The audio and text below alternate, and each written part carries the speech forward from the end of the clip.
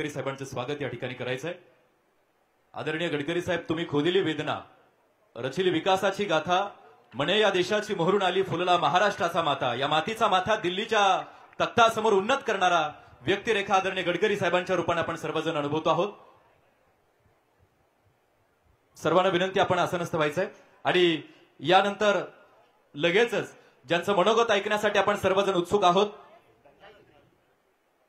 आदरणीय नितीनजी गडकरी साहेब आपल्याला यानंतर संबोधित करतील। आपण त्यांना विनंती करूयात, एकदा टाळ्यांच्या गजरात आपण गडकरी साहेबांचं स्वागत या ठिकाणी करायचं। या देशाचे विकास पुरुष सन्माननीय नितीनजी गडकरी साहेब।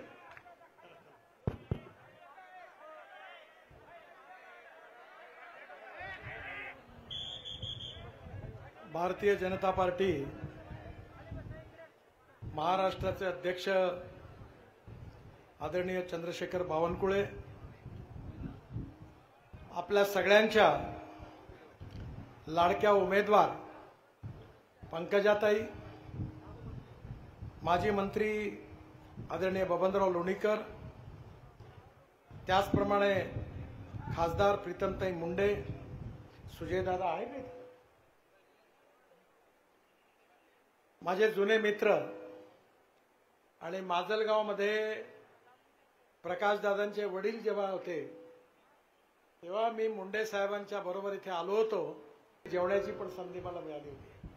असे प्रकाशदादा सोळंके, मान्य लक्ष्मणराव पवार, रमेशराव आरसकर, मोहनराव जगताप, योगेश क्षीरसागर, देवीदास राठोड, बाबूराव पोटबरे, माजी आमदार डॉक्टर शशिकांत खेडकर, जयसिंग भैया आणि उपस्थित सर्व मान्यवर आणि माझ्या बांधवांना आणि बहिणींना,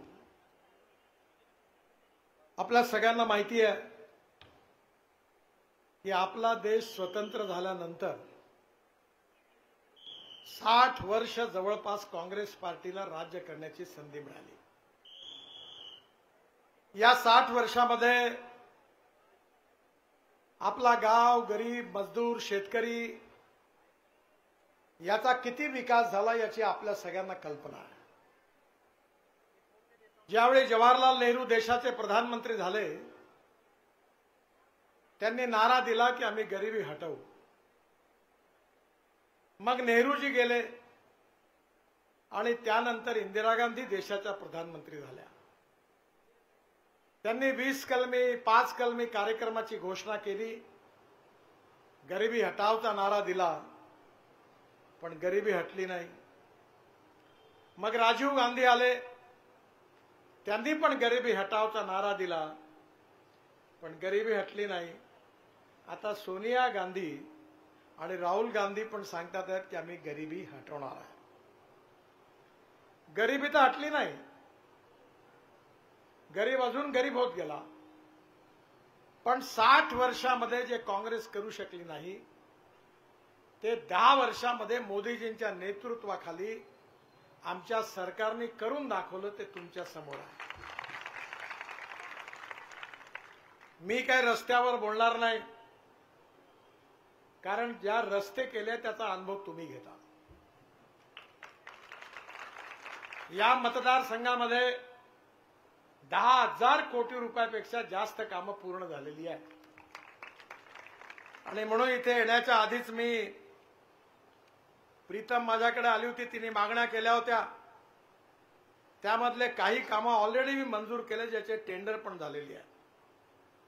जरूर Shirsal NH 361F 2 to 4 lane pave shoulder 50 कोटी रुपयाच्या या रस्त्याला मी मंजुरी दिली आहे। शिवाजी चौक ते बार्शी नाका NH 361F याचं 4पदरीकरण करण्याकरता 5.5 किलोमीटर करता मी 540 कोटी रुपये मंजूर केलेले आहे। सोताळा ते शिरापूर सुधारणा करण्याकरता 40 किलोमीटरच्या रस्त्याकरता 350 कोटी रुपये मंजूर केले आहे। अहमदनगर ते सबळखेड आणि आष्टी ते Chinchpur NH 561 2 to 4 lane 50 kilometre करता 640 कोटी रुपये मंजूर केले आहे। CRF मध्ये 11 कामं मंजूर केलेली आहे आणि आता पुन्हा नव्याने 3 कामं मंजूर केली आहे 65 कोटी रुपयाची. पोहनेर, शिरसाळा, मोहा, गर्देवाडी मोठ्या पुलाचं बांधकाम, धारूळ, आदस, लोखंडी, सावरगाव 17 किलोमीटर रस्त्याची सुधारणा, धारूळ, आदस, लोखंडी, सावरगाव 17 किलोमीटर त्याची 25 कोटी रुपये. आणि त्याचबरोबर माजलगाव, केज, धारूर हा रस्ता MSRDCने तयार केला होता, परंतु त्याचं काम काही बरोबर झालं नाही आणि म्हणून त्या बाबतीत काही ठिकाणी दुरुस्ती करण्याचे पण आदेश दिलेले आहेत. आणि या रस्त्याबरोबर परळी टू शिरसाळा, पांगरी नदीवर खोलीकरण, बेलंबा तलाव असं 1 लाख क्युबिक मीटर पाण्याचं स्टोरेज वाढलं आहे. परळी ते गंगाखेड, दाऊदपूर शिवार इथे 1.30 लाख क्युबिक मीटरचं देखील स्टोरेज झालेलं आहे.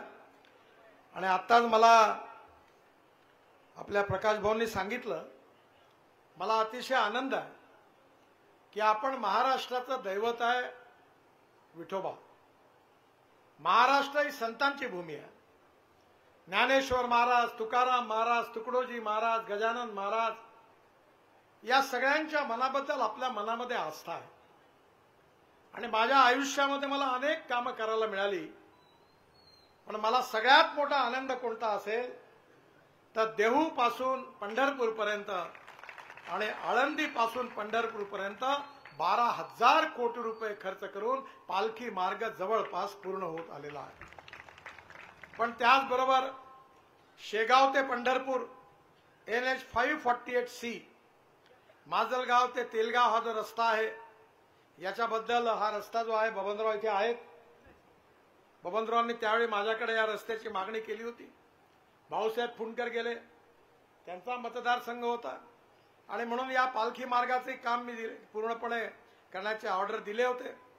यामध्ये माजलगाव ते तेलगाव या रस्त्यावर क्वालिटी खराब आहे. मी निश्चितपणे, मला आनंद आहे की कुठल्याही कॉन्ट्रॅक्टरकडनं मी कधी बडवेगिरी केली नाही. मी 50 लाख कोटी रुपयाची कामं देशात केली आहे, पण एकही कॉन्ट्रॅक्टर तुम्हाला असा मिळणार नाही की तो तुम्हाला सांगेल की मला काम मिळण्याकरता गडकरी साहेबाच्या घरी जावं लागलं. आणि त्यामुळे जो जो कॉन्ट्रॅक्टर खराब काम करेल त्याला रगडल्याशिवाय राहणार नाही, ब्लॅकलिस्टेड करेल. खामगाव ते हा जो रस्ता आहे तेलगाव, माजलगाव तेलगाव, याची ताबडतोब दुरुस्ती करण्याच्या बाबतीत मी काळजी घेईन. आणि याचपूर्वी मला NH 548 खामगाव ते पंढरपूर, जो माजलगाव शहरातून संभाजी महाराज चौक ते सिंदफणा नदी पुलापर्यंत दोन्ही बाजूला नालीचं बांधकाम देखील मी करून देईन, याचा विश्वास प्रकाश भाऊंना देतो.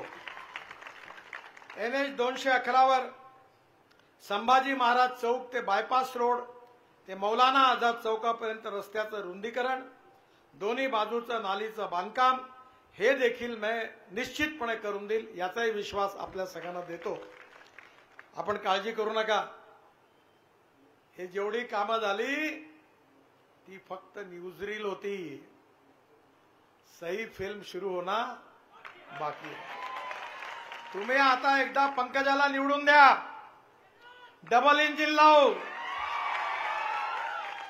आणि पूर्ण बीड मतदारसंघाला विकासाच्या बाबतीमध्ये देशातल्या चांगल्या जिल्ह्यात, विकासात ज्या जिल्ह्यात झाला त्या जिल्ह्यात आम्ही पोहोचवल्याशिवाय राहणार नाही, हे वचन आपल्याला देतो. बांधवांनो, बहिणींनो, जर आपल्या तरुण मुलाच्या हाताला रोजगार पाहिजे असेल तर गावात उद्योग व्यापार वाढला पाहिजे. आम्ही काय ठरवलंय? मोदीजींनी सांगितलं की आम्हाला समृद्ध संपन्न हिंदुस्थान तयार करायचं आहे. गाव गरीब मजदूर शेतकऱ्याचं कल्याण करायचं आहे. $5 ट्रिलियन इकॉनॉमी तयार करायची आहे आणि भारताला विश्वगुरू बनवायचं आहे. आमदार, खासदार आणि मंत्री बनवायला आम्ही राजकारणात नाही आलो. मला आज मुंडे साहेबांची आठवण होते. मी ज्यावेळी जनता युवा मोर्चाचा अध्यक्ष होतो नागपूरचा, तेव्हा मुंडे साहेब महाराष्ट्राचे अध्यक्ष होते. मुंडे साहेबांच्या नेतृत्वाखाली काम करण्याची मला संधी मिळाली. ते जननेते होते. सर्वसामान्य गाव, गरीब मजदूर, शेतकरी या सगळ्यांशी त्यांचे प्रेमाचे संबंध होते. रात्री 12 वाजता 1 वाजता जरी कोणी आला तरी मुंडे साहेब म्हणायचे, लाव रे फोन त्याला, आणि त्या माणसाचं काम करायचे. असं मुंडे साहेबांचं लोकनेत्याचं स्वरूप होतं. आज महाराष्ट्रामध्ये भारतीय जनता पार्टीचा जो विस्तार झालेला आहे, या विस्तारामध्ये सिंहाचा वाटा ज्या 2 नेत्यांचा आहे, एक गोपीनाथ मुंडे आणि दुसरे प्रमोद महाजन, हे मराठवाड्याच्या भूमीतून आलेले. आणि माझं सौभाग्य आहे की त्या दोन्ही नेत्यांचा आशीर्वाद मला मिळाला, त्यांच्याबरोबर काम करायला मिळालं. आणि त्यामुळे पंकजा ही मला माझ्या मुलीसारखी आहे.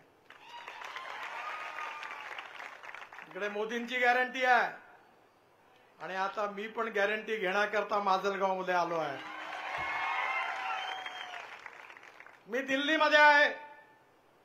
आपल्या आशीर्वादाने मला विश्वास आहे की मला जगामध्ये जागतिक लेवलचे 7 वर्ल्ड रेकॉर्ड करण्याची संधी मिळाली. मला 9 डॉक्टरेट मिळाल्या, डिलिट्स मिळाल्या. पण हे सगळं जे काम झालं, रेकॉर्ड ब्रेक काम झालं, जे जगात पोहोचलं, ते माझ्यामुळे नाही झालं. त्याचं श्रेय मला नाही आहे. त्याचं श्रेय खऱ्या अर्थाने कोणाला असेल तर माझ्या समोर बसलेल्या जनतेला. कारण तुम्ही मुंडे साहेबांना निवडून दिलं नसतं, प्रीतमला निवडून दिलं नसतं, भारतीय जनता पार्टीची मेजॉरिटी आली नसती, तर मोदीजी प्रधानमंत्री झाले नसते. आणि मोदीजी प्रधानमंत्री झाले नसते तर मी मंत्री कसा झालो असतो. तुम्ही आम्हाला साथ दिला म्हणून हे काम करता आलं. आणि म्हणून मला विश्वास आहे की आपल्या विकासामध्ये 2 महत्वाचे क्षेत्र आहे. एक कृषी क्षेत्र आणि दुसरं उद्योग आणि व्यापार क्षेत्र. आज आपल्या देशामध्ये शेतीच्या माध्यमातून आणि शेतीपूरक उद्योगाच्या माध्यमातून जी जीडीपी आहे, सकल उत्पादन आहे, ते फक्त 12% आहे. मॅन्युफॅक्चरिंग सेक्टर जे आहे, कारखाने आहेत, त्यातून 22% आहे. आणि सर्व्हिस सेक्टरमधून 52 ते 54% आहे. जेव्हा देशाला स्वातंत्र्य मिळालं तेव्हा महात्मा गांधी म्हणायचे की आमचा देश गावात राहतो, खेड्यात राहतो. 90% जनता गावात राहत होती. पण काँग्रेसच्या 60 वर्षाच्या काळात काय झालं? शेतकरी आंदोलनामध्ये लोक ते नारा देत होते. साहेबाची मुलगी काय म्हणते? शेतकरी नवरा नको म्हणते. गावं ओस पडली. 30% लोकसंख्या बीडमधून, माजलगावमधून सोडून औरंगाबाद, पुणे, मुंबई, कलकत्ता, चेन्नई, मद्रास, बेंगलोर, दिल्ली, कलकत्ता सगळीकडे गेली. का गेली? खुशीने गेली का? नाही, मजबुरीने गेली. गावात जायला चांगले रोड नव्हते, प्यायला शुद्ध आणि स्वच्छ पाणी नव्हतं, गावात चांगली शाळा नव्हती, गावातल्या शेतकऱ्याच्या मालाला किंमत नव्हती, तरुण मुलाच्या हाताला काम नव्हतं. शाळेची बिल्डिंग असेल तर शिक्षक नव्हते, शिक्षक होते तर बिल्डिंग नव्हती, दोन्ही होते तर विद्यार्थी नव्हते, आणि तिन्ही होते तर शिक्षण नव्हतं. दवाखान्याची हालत अशी झाली की डॉक्टर असेल तर नर्स नाही, नर्स असेल तर डॉक्टर नाही, दोन्ही असेल तर औषध नाही, आणि तिन्ही असेल तर कोण मरायला जाईल असे सरकारी दवाखाने होते. मी लॉ कॉलेजला शिकत असताना माझ्या आईवडिलांनी मला म्हशी आणि गाई घेऊन दिल्या. मी डेअरी सुरू केली माझ्याकडे. पण माझं दुर्भाग्य, जेव्हा गाय म्हैस गरम होत होती तेव्हा डॉक्टर गायब होता गावातून, जेव्हा डॉक्टर गावात होता तेव्हा गाय म्हैस गरम होत नव्हती. शेवटी पुऱ्या डेअरीचे वाजले 12. हेच होतं ना. आणि म्हणून लोक गरिबी, भूकमारी, बेरोजगारीमुळे गावाच्या झोपडपट्टी, शहराच्या झोपडपट्टीत राहायला गेले. याला कारण चुकीचं आर्थिक धोरण. आणि म्हणून आम्हाला गावं समृद्ध संपन्न करायचे आहेत. आणि गावं समृद्ध संपन्न करायचे असतील, शेतकऱ्याच्या मालाला किंमत द्यायची असेल, तरुण मुलाच्या हाताला काम द्यायचं असेल, तर काय करण्याची आवश्यकता आहे? आज हा बीड जिल्हा दुष्काळग्रस्त म्हणून प्रसिद्ध होता. मुंडे साहेबांनी अनेक लोकांनी या ठिकाणी साखर कारखानदारी सुरू केली. आज मी हेलिकॉप्टरमधून बघत होतो, सगळीकडे ऊस दिसत होता, पाणी दिसत होतं.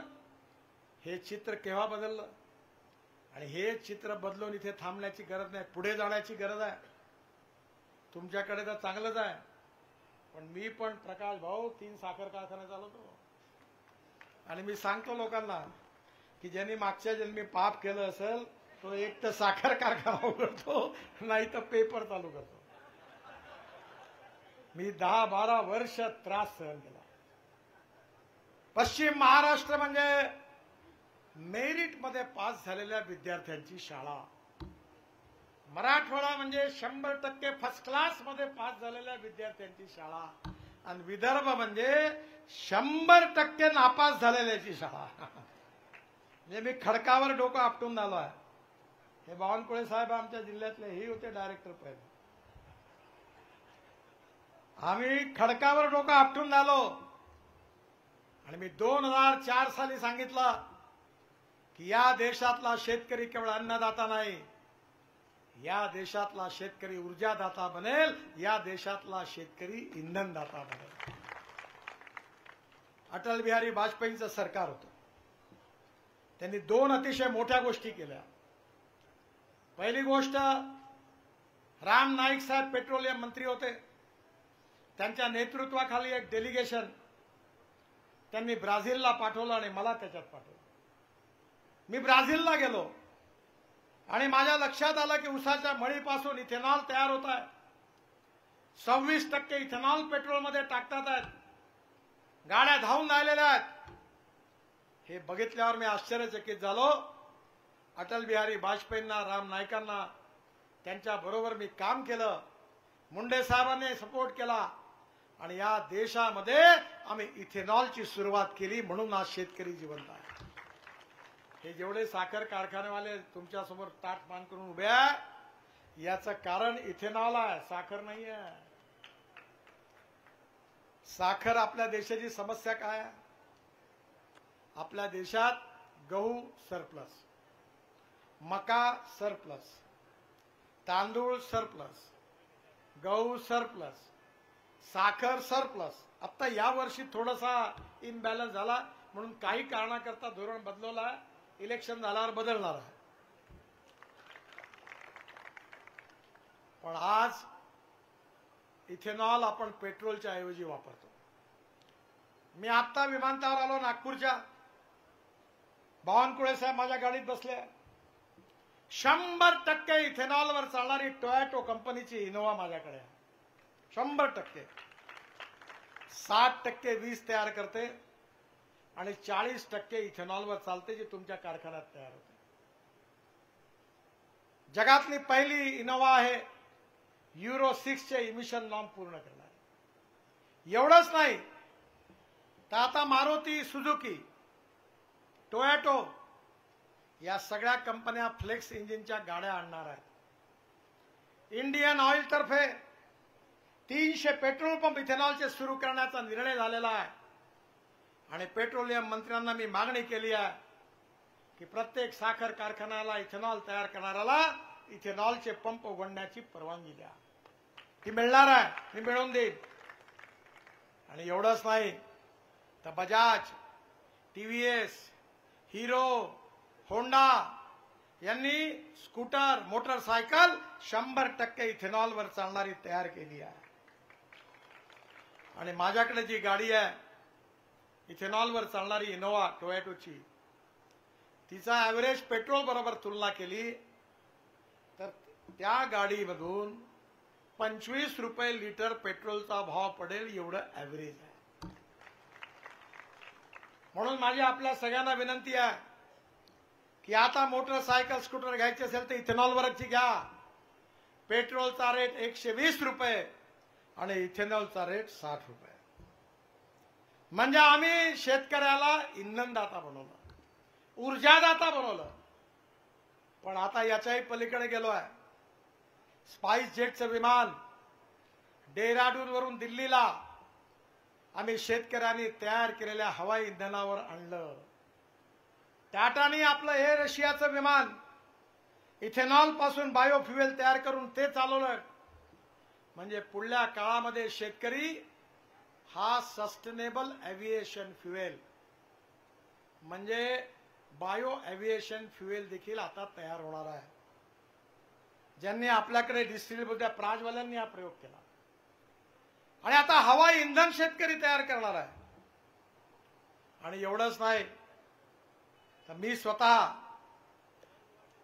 हरियाणा, पंजाब आणि पश्चिम उत्तर प्रदेशमध्ये मी अध्यक्ष आहे. 350 कारखाने सुरू होऊन झाले, 40 सुरू झाले. परळीपासून, बगासपासून, ज्वारीच्या फणापासून, पराठ्या तुराट्यापासून बायो सीएनजी आणि बायो एलएनजी तयार होऊन राहिलेला आहे. आणि मी माझा पहिला ट्रॅक्टर बायो सीएनजी वर कन्व्हर्ट केलेला आहे नागपुरात. 1.25 लाख रुपयाचं डिझेल लागायचं, आता 50,000 रुपयाचं लागतं. आणि म्हणून आता शेतकरी केवळ ऊर्जादाता नाही, इंधनदाता नाही, तर हवाई इंधनदाता झाला.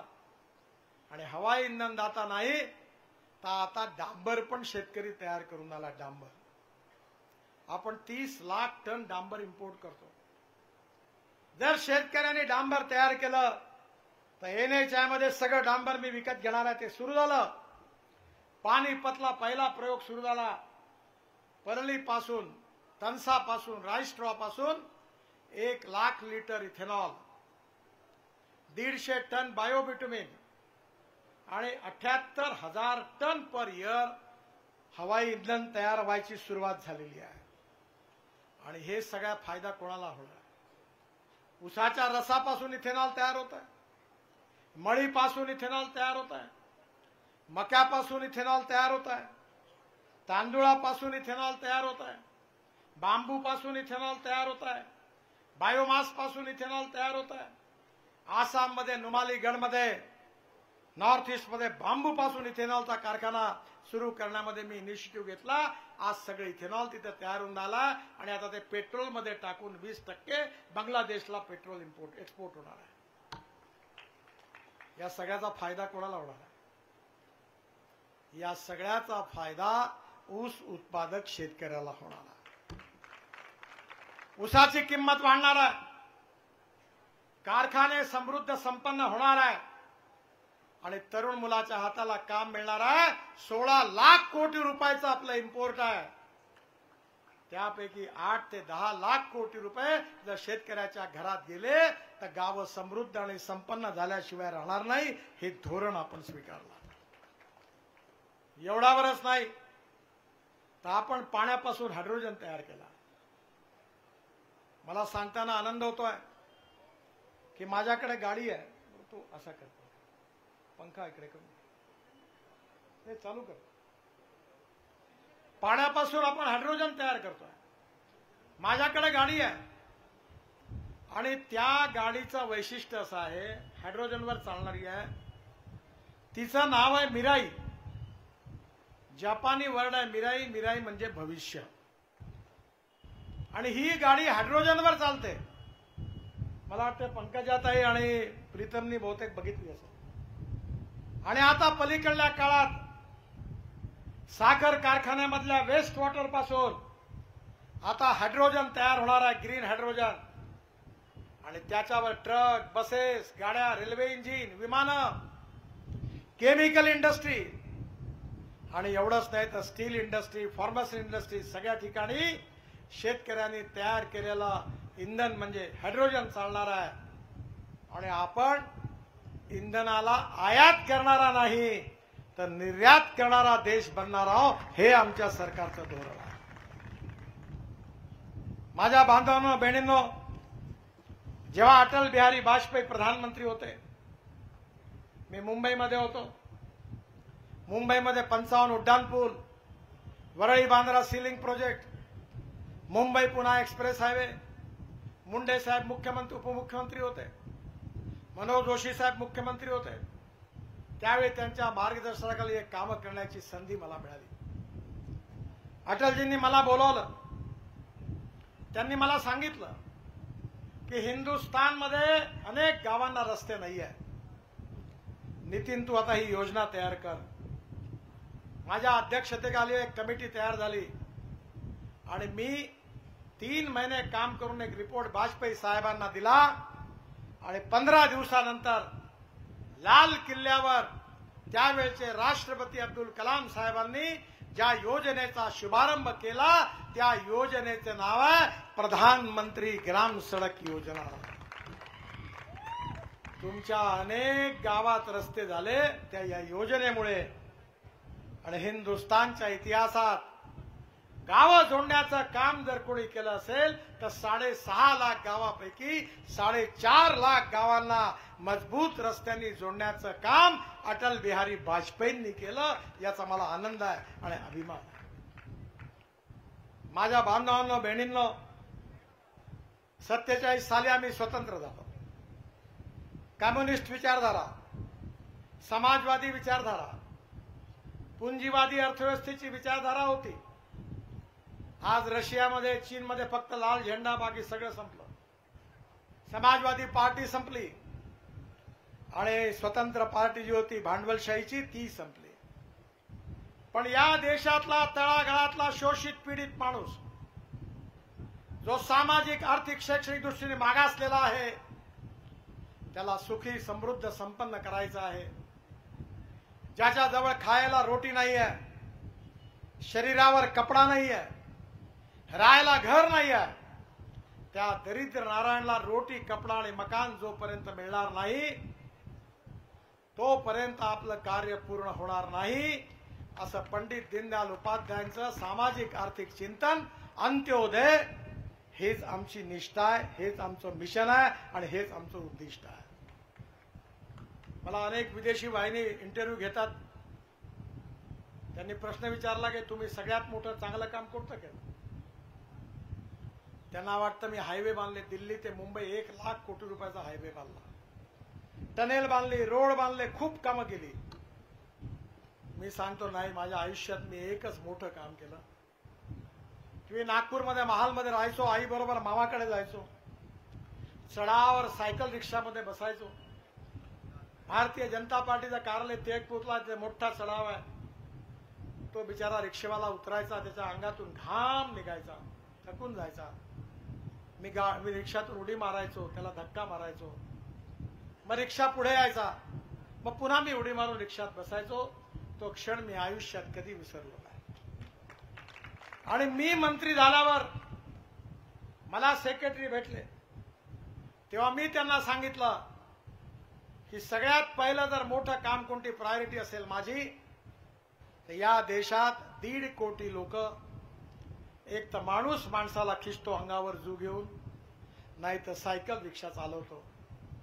ही अमानवीय प्रथा आहे, हे शोषण आहे आणि हे 1.5 कोटी लोक जे देशात होते यातले 70% लोक शेड्यूल कास्ट आणि मुस्लिम समाजातले होते।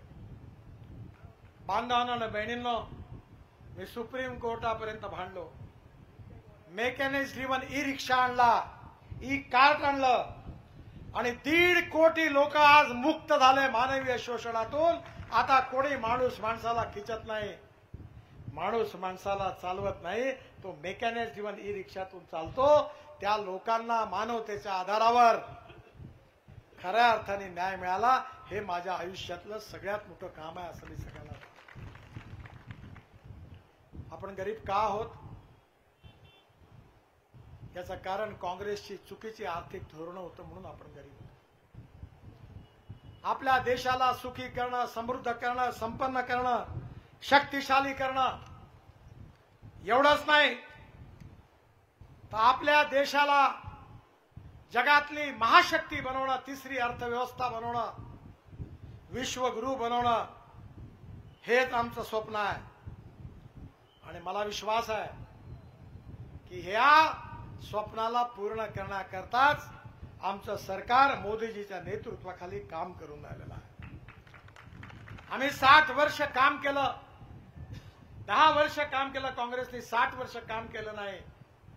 आणि म्हणून जेव्हा आता कामावर निवडणुका लढवता येत नाही तेव्हा लोकांना कन्व्हिन्स करता येत नाही, तर कन्फ्यूज करण्याचा प्रयत्न आमचे विरोधक करून राहिलेले आहेत। ते सांगतात की बाबासाहेब आंबेडकरांचं संविधान आम्ही बदलवणार. बांधवांनो आणि बहिणींनो, मी लॉचा विद्यार्थी आहे, लॉ ग्रॅज्युएट आहे. सुप्रीम कोर्टामध्ये केशवानंद भारती केस झाली होती. चीफ जस्टिस ऑफ इंडिया आणि 7 जजेस होते. त्यांनी निर्णय दिला की silent features of the constitution cannot be change. आणि म्हणून माझ्या बांधवांनो, ते घटनेचे मूलभूत तत्व आहे की कोणतंही सरकार, कोणीही व्यक्ती आणि संसद देखील बदलवू शकत नाही. हा सुप्रीम कोर्टाच्या चीफ जस्टिस आणि खंडपीठाचा निर्णय आहे. तो सगळ्यांवर बंधनकारक आहे.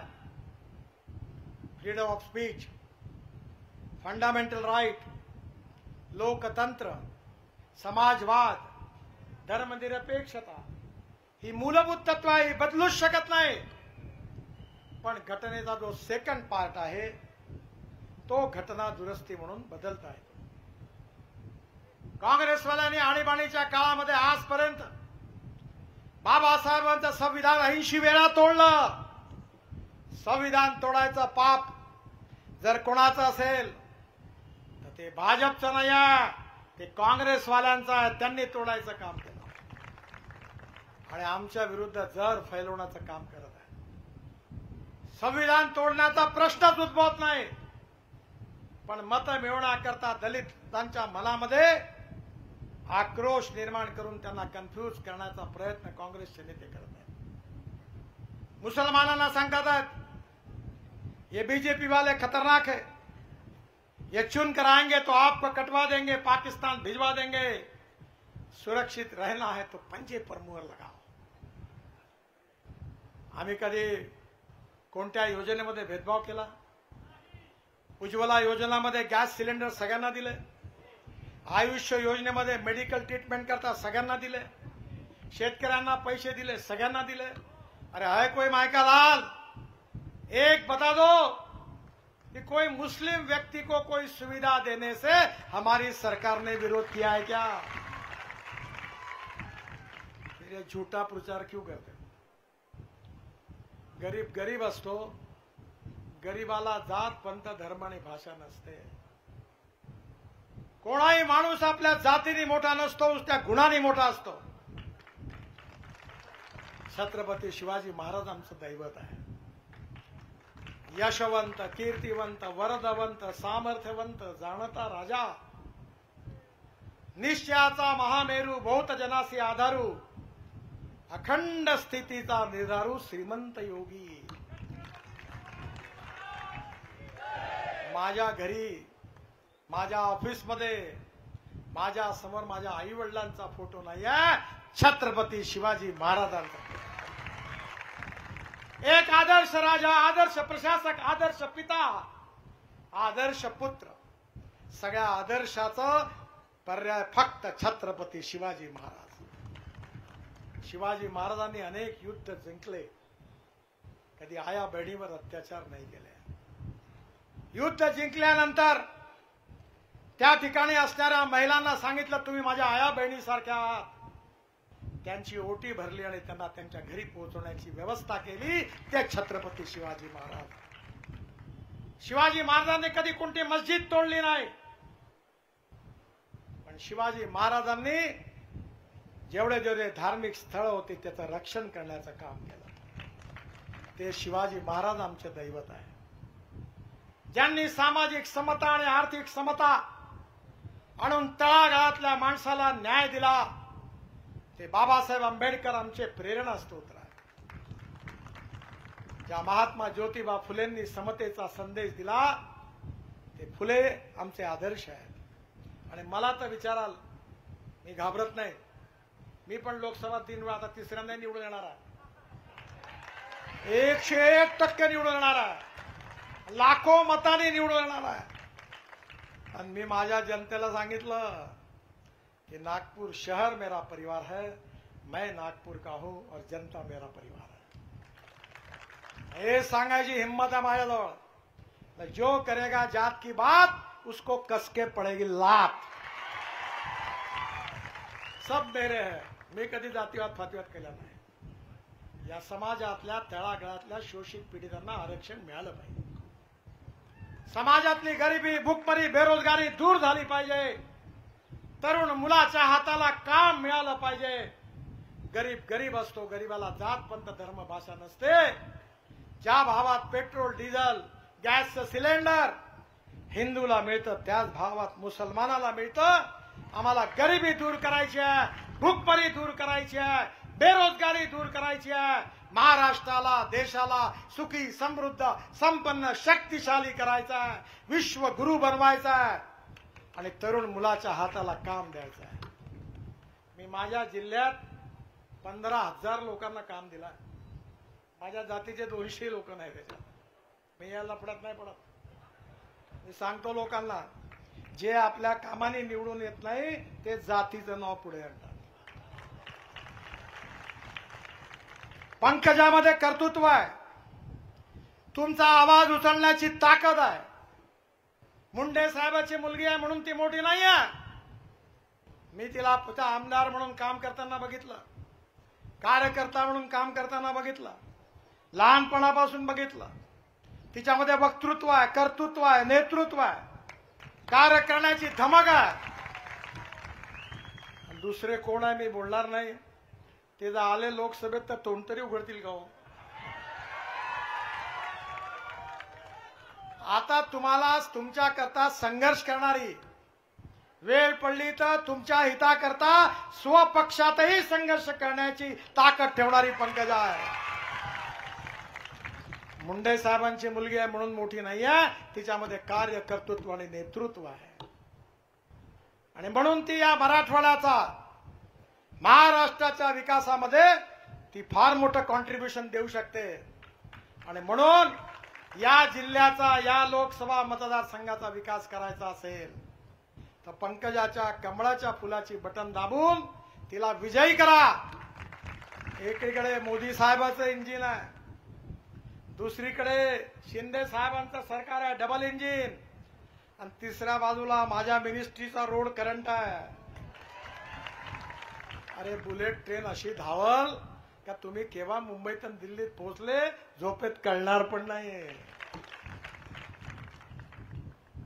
जात पात पंथ धर्म भाषाचा विचार नका करू. तुम्हाला हार्टचं ऑपरेशन करायचं असते तेव्हा विचार करता का माझ्या जातवाल्याकडे करू म्हणून? तुम्हाला चांगल्या हॉटेलमध्ये खायचं असेल तर विचार करता का आपला आहे का?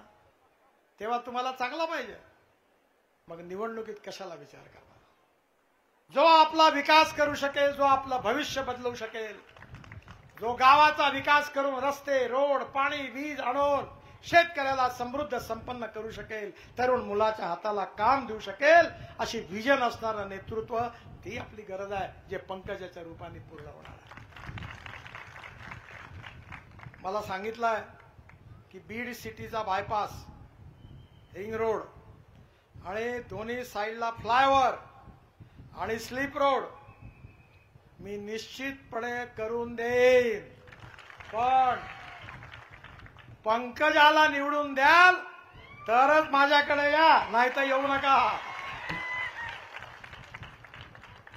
आणि एकच काय, अरे माझ्याकडे द्रौपदीची थाळी आहे. मी जे बोलतो ते करतो, जे करतो ते बोलतो. हे कोणी पत्रकार मला 10 वर्षात मी जे भाषणात बोलतो असे एकही गोष्ट काढू शकत नाही की मी जे बोललो ते केलं नाही. बिलकुल नाही. मी खोटं बोलत नाही, खोटं आश्वासन देत नाही. हो तर हो, नाही तर नाही. तुम्ही फक्त एकच काम करा, पंकजाला निवडून द्या. मोदीजी आणि मी बाकी सगळं काम उत्तम करून देऊ. तुम्ही चिंता करण्याचं कारण नाही. वेळ बराच झाला, मला अजून 3 सभा आहेत. त्यामुळे मी पुन्हा एकदा हात जोडून, मुंडे साहेबांचे आमच्यावर खूप उपकार आहे. त्यांनी आम्हाला नेतृत्व शिकवलं आणि त्यांचा वारस म्हणून पंकजा उभी आहे. पण केवळ मुंडे साहेबांची मुलगी म्हणून नाही, ते कर्तृत्व, नेतृत्व, कर्तृत्व तिच्या ठाई आहे. तिला प्रचंड मताने निवडून द्या.